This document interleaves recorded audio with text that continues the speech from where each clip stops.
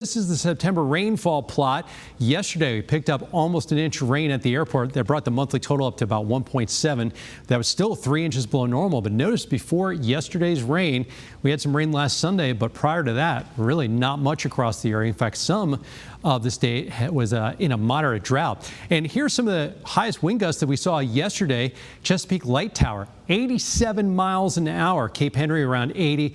Even near Norfolk International Airport, it was close to 70 miles an hour. And Matthews County was 60 miles an hour. Across central Virginia, we had some gusts over 30, in some cases even a little over 40, but not as bad as the coast. Notice the winds kind of look a little weird here. They're out of the northeast coming into the metro and points north and west, but they're out of the southeast as you get down towards southern Virginia. This spin that you see in North Carolina, that's what's left of Ian. It's just an area of low pressure, and the wind spins counterclockwise. So this wind's coming in off the ocean, and then it kind of whips around to the northeast.